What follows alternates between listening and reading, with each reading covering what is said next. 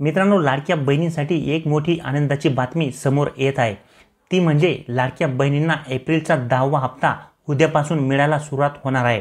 परंतु सोबतच बहिणींना 30,000 रुपयाचा लाभ देखील मिळणार आहे।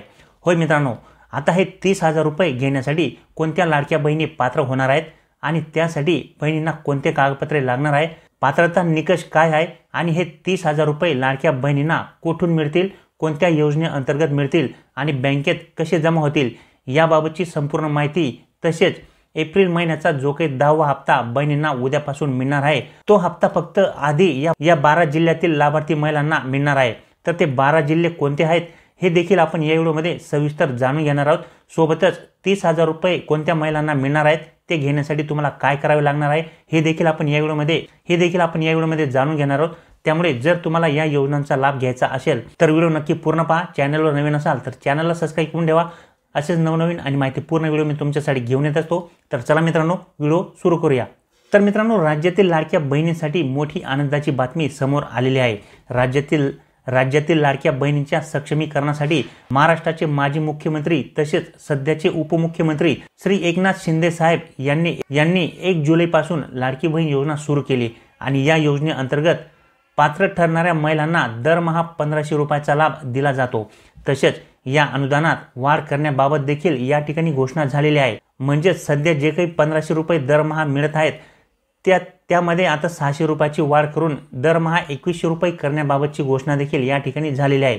परंतु अद्याप मात्र ही वाढ झाली नसून सध्या तरी 1500 रुपये प्रमाणेच महिलांना या ठिकाणी हप्ता हा मिळत आहे। लाडकी बहीण योजनेअंतर्गत जवळपास 2,50,00,000 महिला लाभ घेत आहेत। यांना दरमहा 1,500 रुपयाचा लाभ हा मिळत आहे। परंतु तुम्हाला माहित आहे का की आता लाडक्या बहिणींसाठी आणखीन एक महत्त्वाची आणि आनंदाची बातमी स्वतः राज्याचे उपमुख्यमंत्री अजितदादा पवार साहेब यांनी दिली आहे आणि ती म्हणजे राज्यातील लाडक्या बहिणींना 30,000 रुपये मिळणार आहेत आणि या योजनेची घोषणा स्वतः अजितदादा पवार साहेब यांनीच केलेली आहे।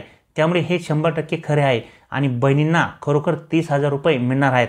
पण यासाठी कोणत्या बहिणी पात्र आहेत, कागदपत्रे काय लागतील, पात्रता निकष काय आहे, हे पैसे नेमके कोणत्या योजनेअंतर्गत मिळणार आहेत, हे सर्व अजितदादा पवार साहेब यांनी सांगितलेले आहे।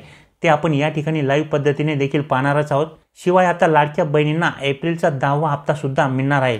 त्यासाठी सर्व तयारी झाली असून उद्यापासून या ठिकाणी लाडकी बहीण योजनेअंतर्गत जो काही 10वा हप्ता आहे, म्हणजेच एप्रिल महिन्याचा जो काही 10वा हप्ता आहे, तो बहिणींच्या बँक खात्यावरती जमा व्हायला सुरुवात होणार आहे। परंतु सुरुवातीला एप्रिल महिन्याचा जो काही 10वा हप्ता आहे त्यासाठी या 12 जिल्ह्यातील लाभार्थी महिलांच्या बँक खात्यावरती जमा केला जाणार आहे। त्यामुळे जर तुम्ही या 12 जिल्ह्यातील असाल तर तुम्हाला या ठिकाणी उद्यापासून 10वा हप्ता हा येणार आहे। लाडकी बहीण योजनेअंतर्गत आतापर्यंत बहिणींना 9 हप्ते देण्यात आलेले आहेत। जुलै 2024 पासून या योजनेचा लाभ मिळत असून मार्च 2025 पर्यंतचा लाभ महिलांना मिळालेला आहे। महत्त्वाची बाब म्हणजे आता महिलांच्या खात्यात एप्रिल महिन्याचा हप्ता देखील जमा होणार आहे। मिळालेल्या माहितीनुसार साधारणतः 7 एप्रिल म्हणजेच उद्यापासून ते 11 एप्रिल दरम्यान या योजनेचा जो काही एप्रिलचा हप्ता आहे तो महिलांच्या बँक खात्यावरती जमा होण्याची प्रोसेस ही चालणार आहे। तर आता उद्यापासून लाडकी बहीण योजनेचा जो काही एप्रिलचा हप्ता जमा होणार आहे तो फक्त या 12 जिल्ह्यांमध्ये जमा होणार आहे। तर ते 12 जिल्हे कोणते आहेत, चला या ठिकाणी जाणून घेऊया। तर मित्रांनो, या ठिकाणी तुम्ही पाहू शकता सिंधुदुर्ग, रायगड, हिंगोली, धाराशिव, अकोला, वाशिम, जळगाव, धुळे, सांगली, गोंदिया, अमरावती आणि छत्रपती संभाजीनगर हे जे काही 12 जिल्हे आहेत मित्रांनो, या 12 जिल्हे लहान असून या जिल्ह्यांमध्ये इतर जिल्ह्यांच्या मानाने लाभार्थी महिलांची संख्या ही कमी आहे। त्यामुळे सुरुवातीला हे 12 जिल्हे या ठिकाणी आधी हप्ता वाटपासाठी घेण्यात आलेले आहेत। त्याच्यानंतर जे काही उर्वरित जिल्हे असतील त्या जिल्ह्यातील लाभार्थी महिलांना देखील हा हप्ता मिळणार आहे। परंतु सुरुवातीला हे 12 जिल्हे घेण्यात आलेले आहेत। त्याचप्रमाणे मित्रांनो, आता पात्र महिलांना म्हणजेच लाडकी बहीण योजनेतील काही ठराविक महिलांना 30,000 रुपयाचा देखील लाभ मिळणार आहे। पण यासाठी कोणत्या बहिणी पात्र आहेत, कागदपत्रे काय लागतील, पात्रता निकष काय असणार आहे, हे पैसे नेमके कोणत्या योजनेअंतर्गत तुम्हाला मिळणार आहेत, कोणत्या जिल्ह्यातील महिलांना मिळणार आहेत, हे सर्व अजितदादा पवार साहेब यांनी या ठिकाणी सांगितले आहे। तुम्ही या ठिकाणी पाहू शकता। आणि 25-26 मध्ये लाडकी बहीण योजना त्याच्यातली वगळून 18,698 कोटी रुपयाची तरतूद आहे। म्हणजे वाढलेली आहे ह्याच्यामध्ये, कारण नसताना त्याच्यात वाढ तर 18%, त्याच्यात सगळी मिळून बघितली तर 42%, अनुसूचित जमातीमध्ये 19% वाढ आहे। ते लाडक्या बहिणीची यादी वगळून आणि सगळी धरून 40% वाढ आहे. अध्यक्ष महोदय, आदिवासी उपाययोजनेच्या धर्तीवर 22 योजना आम्ही गौरवी समाज आणि धनगर समाजाला त्या ठिकाणी देतोय. दिव्यांग व्यक्तींच्यासाठी आम्ही 1526 कोटी रुपयाची तरतूद त्या ठिकाणी केलेली आहे. मी मगाशी जे सांगितलं की आम्ही राज्यांनी संकल्पना स्वीकारलेली आहे की समाजातला जो घटक गरीब आहे त्याला इतरांच्या बरोबर आणण्याचं काम करायचंय. ह्या पद्धतीने अध्यक्ष महोदय आम्ही पुढे चाललोय. ह्यावेळेस लाडक्या बहिणीनं यांना इतकं सारखं लाडक्या बहिणीच्या बद्दल बोलत होते की अजून लाडकी बहीण यांच्या मनामध्ये अशी ठाण मांडून बसलेली आहे. आता ती लाडकी बहीण आमची आहे, त्याच्यामुळे तुम्ही दोडके झाला आणि तिकडे बसला.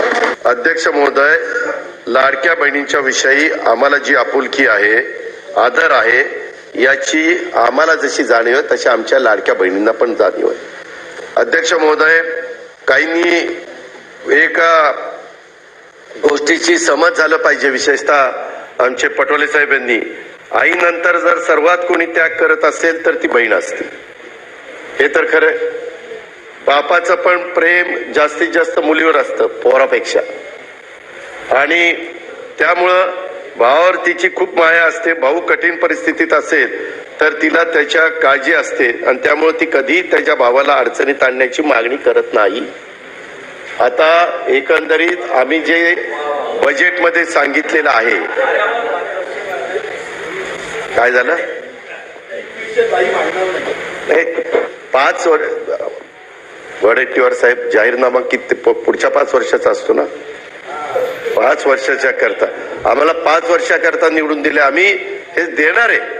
आम्ही कधीच कोणी नाही म्हणलं नाही, मुख्यमंत्री नाही म्हणले नाही, एकनाथ नाही म्हणलं नाही, आदिती नाही म्हणले नाही की एकंदरीत ही योजना आणत असताना अध्यक्ष महोदय 2 GR आहेत. पहिला GR निघाला होता, नंतर आम्ही ते 60चं 65 केलं आणि दुसरा GR काढला.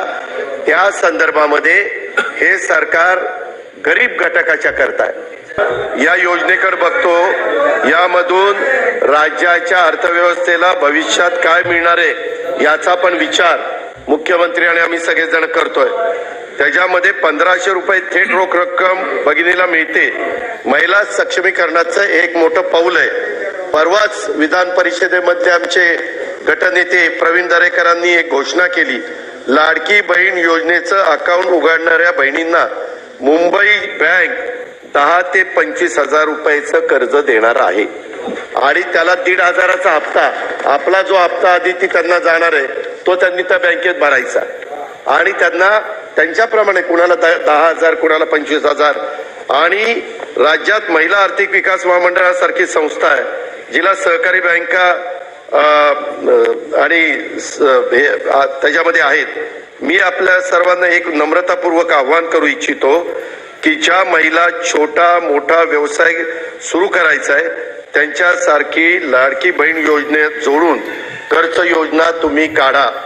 म्हणजे ही योजना केवळ मदतीची राहणार नाही, त्यामधून महिलांचं सक्षमीकरण करण्याच्या बाबतीत आणखी एक पाऊल त्या ठिकाणी पुढे टाकलं जाईल. आणि माझ्या माहितीप्रमाणे नागपूरला, विदर्भात तशा पद्धतीनं नागपूरलाच केलं गेलेलं आहे. कारण हा थोडका पैसा नाही.